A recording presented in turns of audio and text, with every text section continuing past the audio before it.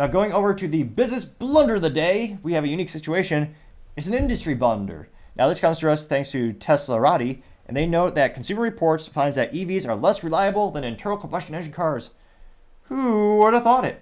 Oh, yes, me. Well, also anyone with a modicum of intelligence or has ever actually opened up a hood or tried to repair a smartphone. Since again, with the current technology we have nowadays, vehicles are basically smartphones with wheels. You're locked into the manufacturer. You can't work on it yourself.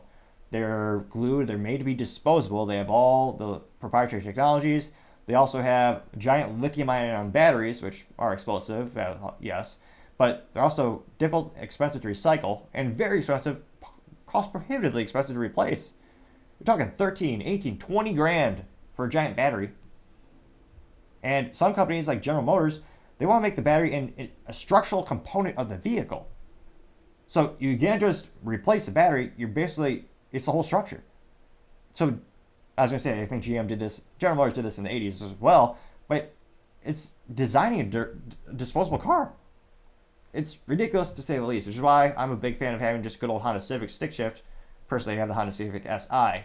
Stick shift, manual transmission, the best way to go, the most fun you'll ever have, bar none, but that's just me. Now, specifically going to the article, they noted that around 330,000 vehicles participated in the Consumer Reports survey. Consumer Reports revealed that the surveys during an event at the Automotive Press Association. According to the Consumer Reports in 2023 Auto Reliability Survey, electric vehicles have 79% more problems than internal combustion engine cars. 79. Wow. They also noted that the performance of plug-in hybrids did not fare any better than EVs. The survey revealed that plug-in hybrid vehicles had 146% more flaws than fossil fuel vehicles, twice as many as electric vehicles. Hybrids scored the what? How'd they have a typo on this? Hybrids scored the best among new energy vehicles, with 26% less fewer than ICE cars. Really? Plug-in hybrids surveys plug-in hybrids more than fossil fuel vehicles than ICE engines. They also noted that Jack Fisher, the senior director of auto testing at Consumer Reports, tried to explain the survey results. He hinted that the automaker's new technology in electric vehicles might have issues and lower reliability. And Fisher told Automotive News, quote, "The longer a vehicle or technology is in production, the more bugs get worked out. The automakers have produced EVs earlier. They're trying to improve their quality," unquote. Which is, that is true to a certain extent. In the private sector, over time, there's improvements in quality. Usually. But one of those instances with technology, the more complexity you're introducing, the more components, inevitably it's going to be less reliable. You're creating more failure points. That's also for ICE cars as well. They're putting new features. That's introducing more points of failure as well. That's just kind of the nature of the beast when you keep adding crap to the cars. I would debate you really don't need. But it'll be interesting to see as more and more people are starting to figure out, well, not just are they extremely expensive, as well as they have a huge cost of ownership. Depending on where you live, it actually costs more to charge it from an outlet than actually using fossil fuels.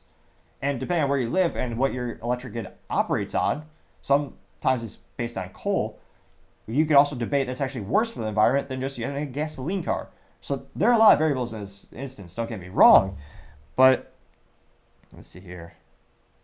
It'll be interesting to see not only big cost, but as more and more of these issues are starting to come out about reliability.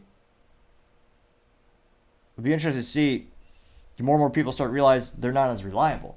Let me know in the comments, would you buy, again, with the cost we have right now, and the fact that you're locked in with manufacturer, and the fact that it's not going to last more than 10 years with battery technology. If you're lucky, maybe I think they average about 7.